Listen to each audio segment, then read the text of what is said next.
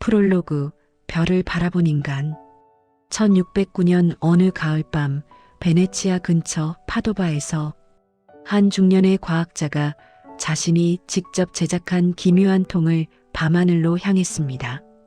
그의 이름은 갈릴레오 갈릴레이. 피사 출신의 수학 교수였던 그는 네덜란드에서 들려온 소문을 토대로 렌즈를 조합하여 20배율의 망원경을 만들어냈습니다. 그리고 그 망원경을 달에 겨누었을 때 인류의 우주관은 영원히 바뀌게 되었습니다. 달의 표면은 매끄럽지 않았습니다. 산맥이 있었고 깊은 계곡이 있었으며 수많은 크레이터가 얼룩처럼 박혀 있었습니다. 천체는 완벽한 구체여야 한다는 아리스토텔레스의 가르침은 그 순간 무너졌습니다. 갈릴레오는 망원경을 목성으로 돌렸습니다.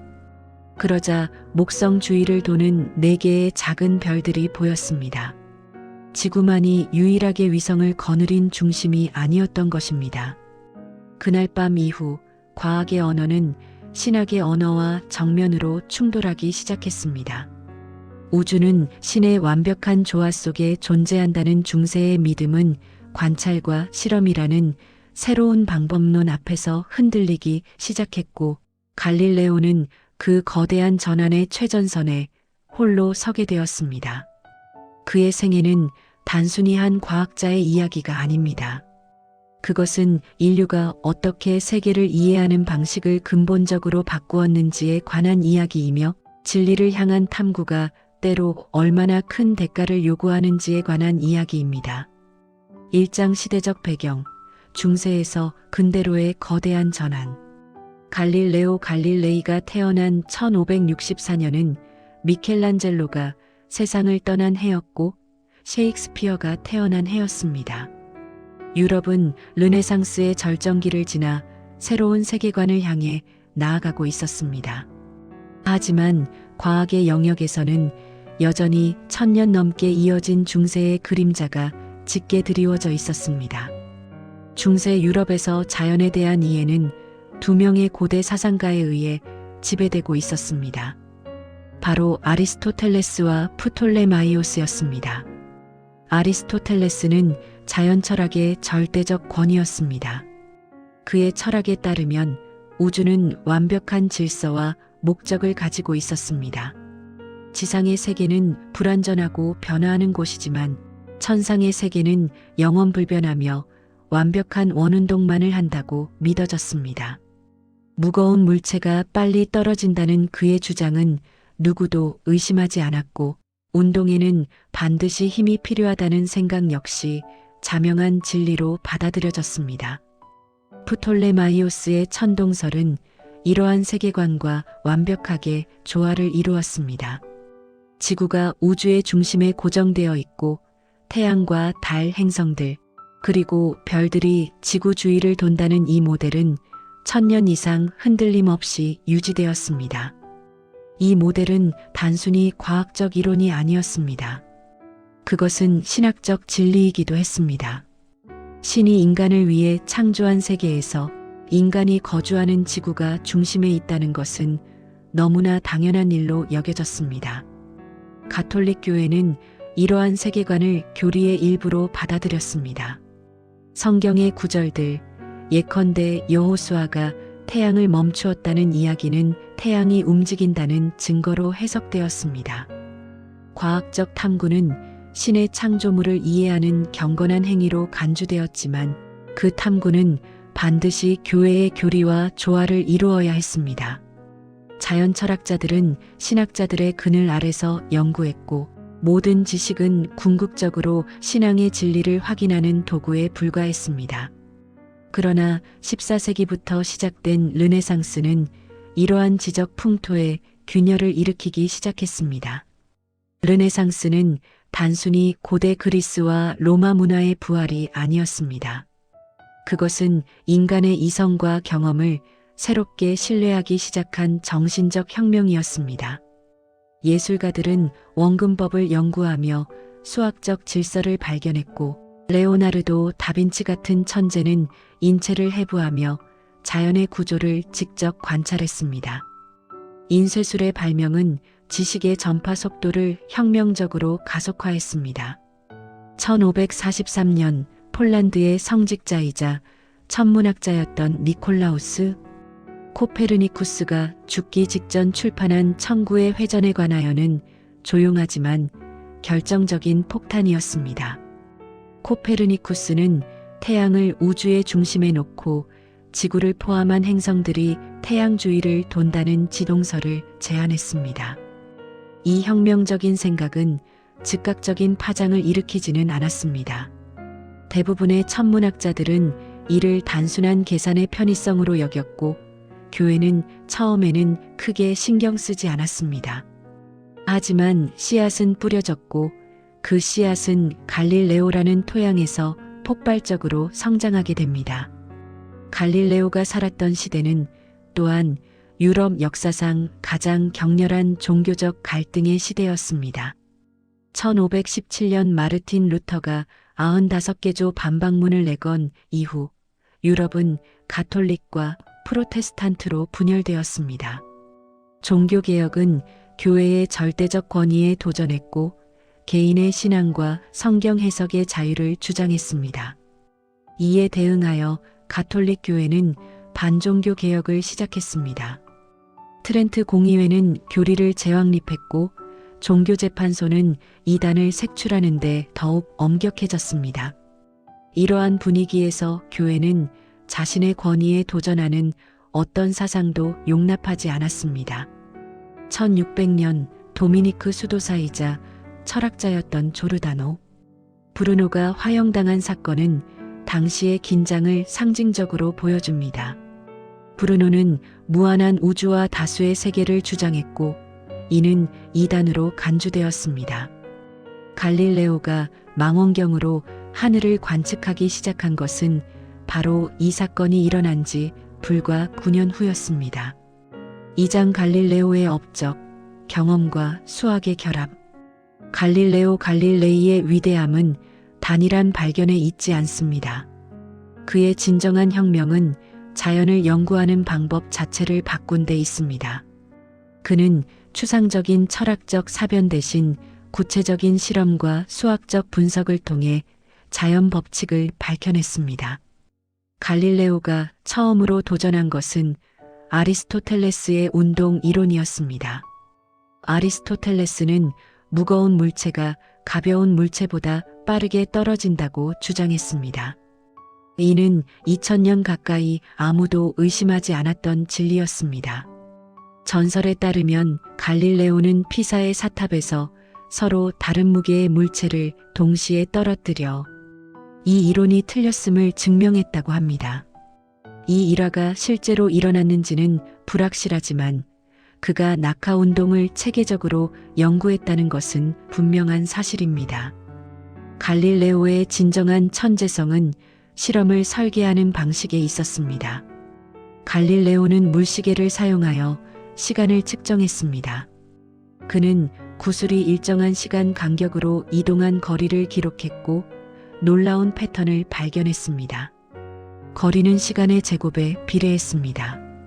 즉 1초 동안 1m를 이동했다면 2초 동안에는 4m, 3초 동안에는 9m를 이동했습니다. 이것이 바로 등가속도 운동의 법칙이었습니다. 갈릴레오는 이 법칙을 수학적으로 정확하게 표현했고 이는 후대 물리학의 기초가 되었습니다. 더 나아가 갈릴레오는 관성의 개념을 발견했습니다. 아리스토텔레스는 모든 운동에는 지속적인 힘이 필요하다고 주장했습니다. 그래서 화살이 날아가는 것은 공기가 화살을 밀기 때문이라고 설명했습니다. 그러나 갈릴레오는 마찰이 없다면 물체는 외부 힘 없이도 계속 운동 상태를 유지한다는 것을 깨달았습니다. 이는 훗날 뉴턴의 제1법칙, 즉 관성의 법칙으로 정식화되었습니다. 1609년 갈릴레오는 네덜란드의 안경 제작자가 만든 망원경에 대한 소식을 들었습니다. 그는 즉시 자신만의 망원경을 제작하기 시작했습니다. 렌즈를 연마하고 조합하여 그는 당시로서는 놀라운 20배율의 망원경을 완성했습니다. 이 망원경은 군사적으로나 항해상으로도 유용했지만 갈릴레오는 그것을 하늘로 향했습니다. 1609년 11월부터 1610년 3월까지 갈릴레오는 밤마다 천체를 관측했고 그 결과는 혁명적이었습니다. 먼저 그가 본 것은 달이었습니다. 달의 표면은 매끄럽고 완벽한 구체가 아니었습니다. 산맥과 계곡, 크레이터가 지구의 지형처럼 울퉁불퉁했습니다. 갈릴레오는 명암의 경계를 관찰하여 산의 높이까지 계산해냈습니다. 이는 천체도 지상의 물체와 마찬가지로 불완전할 수 있다는 것을 의미했습니다. 아리스토텔레스의 천상과 지상의 이분법은 무너졌습니다. 1610년 1월 7일 갈릴레오는 목성 근처에서 세 개의 작은 별을 발견했습니다. 다음 날 밤 이 별들의 위치가 바뀌어 있었습니다. 며칠간의 관측 끝에 그는 깨달았습니다. 이것들은 별이 아니라 목성 주위를 도는 위성이었습니다. 곧 네 번째 위성도 발견되었습니다. 이 네 개의 위성은 오늘날 갈릴레오 위성으로 불리며 이오, 유로파, 가니메데, 칼리스토라는 이름을 가지고 있습니다. 이 발견의 의미는 심오했습니다. 만약 목성이 자신의 위성을 거느리고 있다면 지구가 유일하게 천체를 거느린 중심이 아니라는 뜻이었습니다. 더 나아가 이 위성들은 목성이 움직이는 동안에도 목성과 함께 이동했습니다. 이는 코페르니쿠스 이론에 대한 반박 중 하나였던 지구가 움직이면 달이 뒤처질 것이라는 주장을 무력화시켰습니다. 갈릴레오는 또한 금성의 위상 변화를 관측했습니다. 금성은 달처럼 초승달 모양에서 보름달 모양까지 변했습니다. 프톨레마이오스의 천동설 모델로는 이를 설명할 수 없었습니다. 금성이 지구와 태양 사이에만 있다면 항상 초승달 모양으로만 보여야 했기 때문입니다. 하지만 금성이 태양 주위를 돈다면 관측된 위상 변화가 완벽하게 설명되었습니다. 이는 지동설을 뒷받침하는 강력한 증거였습니다. 3장 종교재판과 갈등, 진리와 권력의 충돌. 갈릴레오의 생애에서 가장 극적이고 비극적인 부분은 가톨릭 교회와의 갈등입니다. 이는 단순히 한 개인과 제도의 충돌이 아니라 새로운 과학적 방법론과 전통적 권위 사이의 근본적인 대립이었습니다.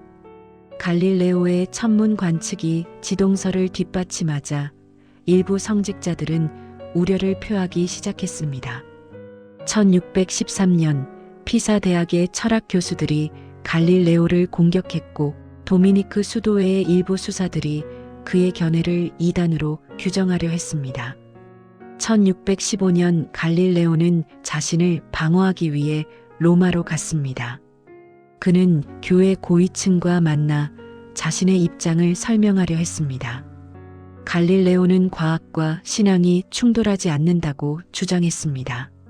그는 성경이 어떻게 천국에 가는가를 가르치는 것이지 하늘이 어떻게 가는가를 가르치는 것은 아니라고 말했습니다. 그는 성 아우구스티누스의 말을 인용하며 자연에 대한 명백한 증거가 있을 때는 성경을 문자 그대로 해석해서는 안 된다고 주장했습니다. 그러나 교회는 이를 받아들이지 않았습니다.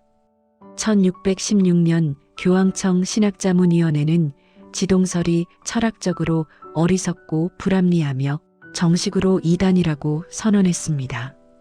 코페르니쿠스의 천구의 회전에 관하여는 금서 목록에 올랐습니다. 추기경 로베르토 벨라르미노는 갈릴레오를 불러 지동설을 옹호하거나 가르치지 말라고 경고했습니다. 갈릴레오는 이 명령을 따르는 척하며 한동안 조용히 지냈습니다. 그러나 그는 포기하지 않았습니다. 그는 언젠가 상황이 바뀌기를 기다리며 연구를 계속했습니다. 1623년 갈릴레오의 오랜 친구이자 후원자였던 마페오 바르베리니 추기경이 교황 우르바누스 8세로 선출되었습니다. 갈릴레오는 희망을 품었습니다. 새 교황은 교육받은 인물이었고 과학에 관심이 있었습니다. 갈릴레오는 교황을 여러 차례 아련하며 지동설과 천동설을 비교하는 책을 쓰겠다는 허가를 구했습니다. 교황은 조건부로 승인했습니다.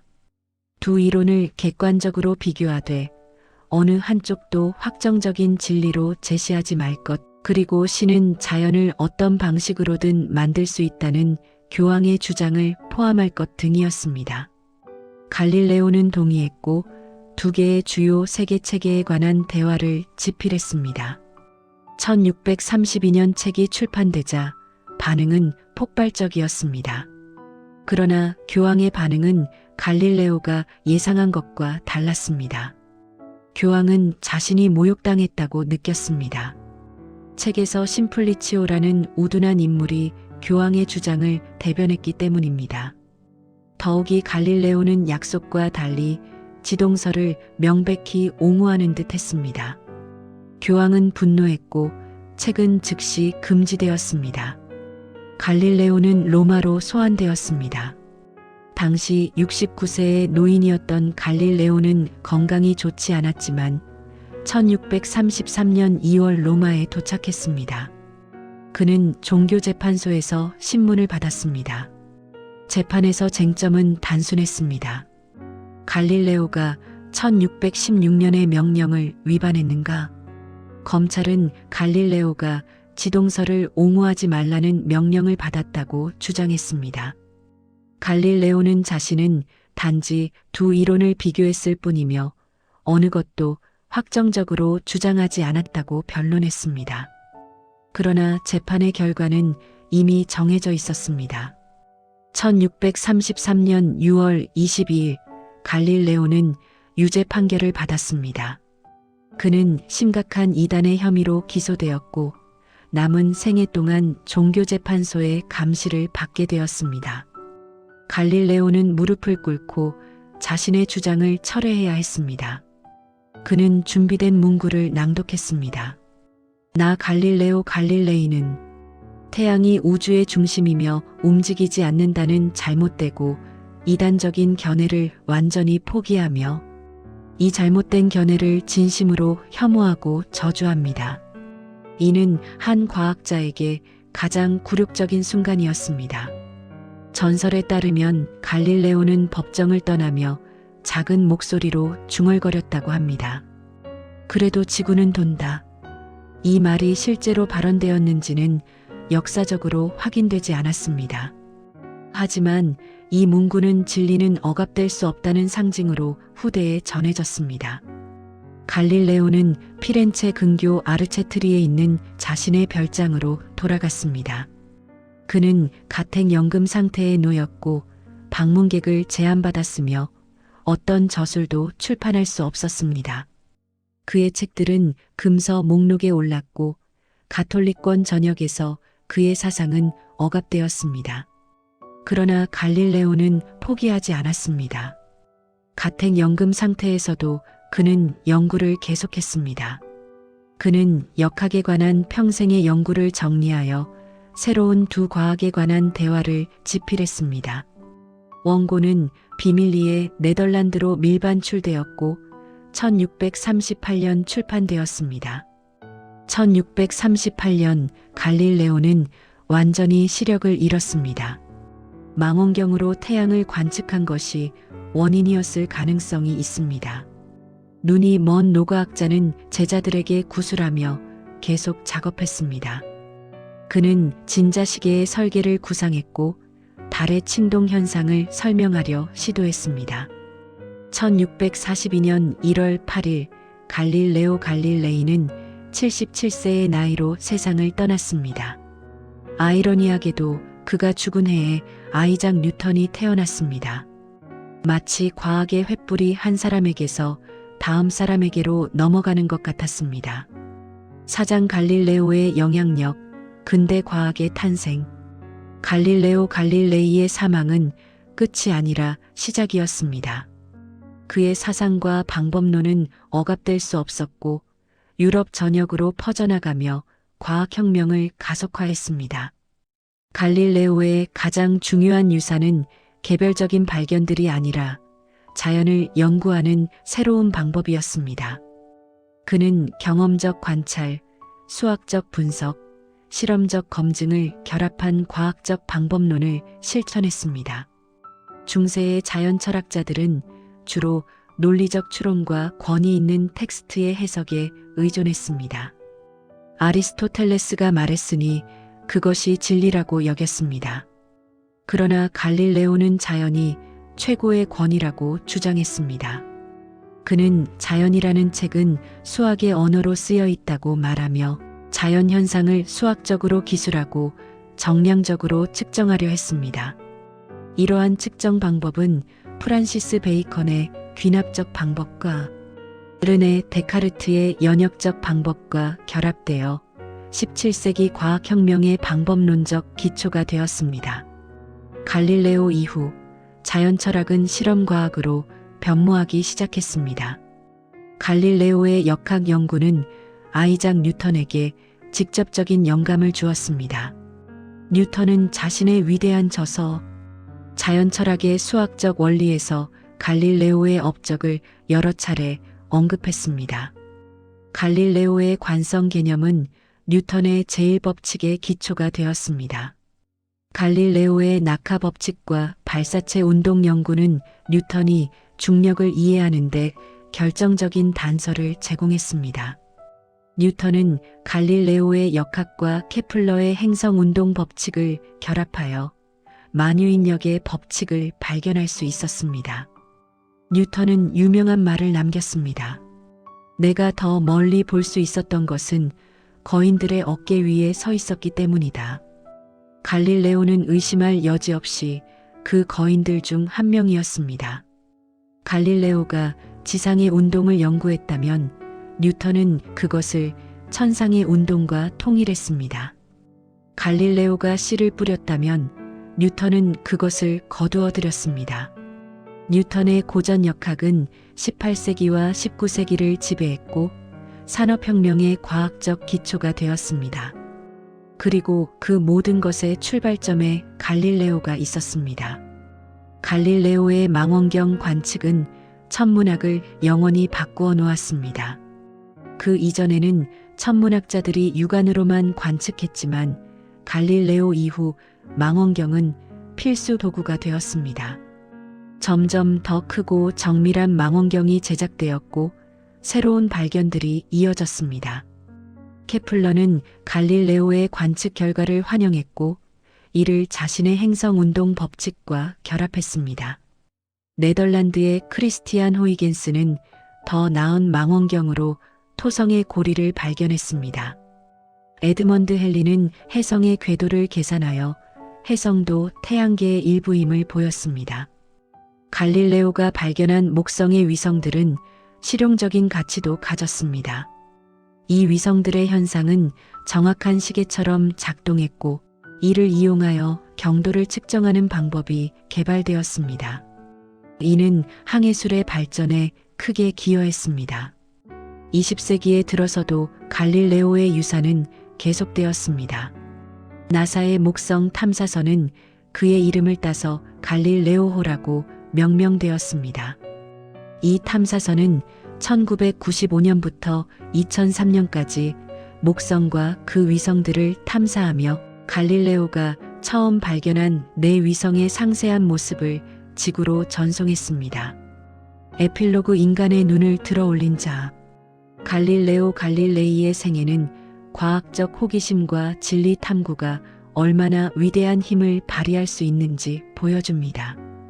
그는 단순히 새로운 사실들을 발견한 것이 아니라 인류가 세계를 이해하는 방식 자체를 근본적으로 바꾸어 놓았습니다. 갈릴레오 이전에도 훌륭한 관찰자들과 사상가들이 있었습니다. 그러나 갈릴레오는 관찰, 실험, 수학을 하나로 결합하여 자연을 탐구하는 새로운 방법을 창조했습니다. 그는 자연 현상을 정량적으로 측정하고 수학적 법칙으로 표현하며 실험으로 검증하는 과학적 방법론을 확립했습니다. 이것이 바로 근대 과학의 출발점이었습니다.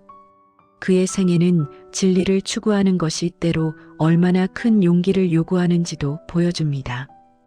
갈릴레오는 권력과 교리 앞에서 굴복해야 했습니다. 그는 자신의 신념을 공개적으로 철회해야 했고 생애 마지막 9년을 가택연금 상태에서 보내야 했습니다. 그러나 그의 사상은 억압될 수 없었습니다. 진리는 일시적으로 묻힐 수 있어도 결국에는 드러나게 마련입니다. 오늘날 우리가 밤하늘을 망원경으로 바라볼 때, 우주선이 목성을 탐사할 때, 물리학 법칙을 배울 때, 우리는 모두 갈릴레오의 유산을 이어가고 있습니다. 400년 전 그가 처음으로 망원경을 달에 겨누었던 그 순간은 인류 역사의 전환점이었습니다. 그 순간 이후 우리는 더 이상 예전과 같은 방식으로 우주를 바라볼 수 없게 되었습니다. 갈릴레오는 철학은 우주라는 거대한 책에 쓰여 있습니다. 이 책은 항상 우리 앞에 펼쳐져 있지만 먼저 그것이 쓰인 언어를 이해하지 못한다면 읽을 수 없습니다. 그것은 수학의 언어로 쓰여 있다고 말했습니다. 이 통찰은 오늘날까지도 과학의 핵심을 관통하는 진리입니다. 갈릴레오 갈릴레이는 별을 본 것이 아니라 인류에게 별을 보는 새로운 눈을 주었습니다. 그는 단지 지구가 돈다는 것을 발견한 것이 아니라 인류의 정신을 움직였습니다. 그는 우주의 중심에서 인간을 끌어내렸지만 역설적으로 인간의 지성을 그 어느 때보다 높은 곳으로 끌어올렸습니다. 코페르니쿠스가 씨앗을 뿌렸다면 갈릴레오는 그것을 키웠고 뉴턴은 그것을 수확했습니다. 그리고 그 수확물은 오늘날까지 인류 문명을 먹여 살리고 있습니다. 갈릴레오 없이는 현대 과학도, 현대 기술도, 현대 문명도 존재하지 않았을 것입니다. 그가 남긴 가장 위대한 유산은 어쩌면 이것인지도 모릅니다. 권위에 맹목적으로 복종하지 말고 자신의 눈으로 보고 자신의 이성으로 판단하라는 것, 자연이라는 책을 직접 읽으라는 것, 질문하는 것을 두려워하지 말라는 것. 이것이 바로 근대 과학 정신의 핵심이며 갈릴레오가 우리에게 물려준 가장 소중한 선물입니다. 끝까지 경청해 주셔서 감사합니다. 구독과 좋아요는 제작하는데 큰 힘이 됩니다.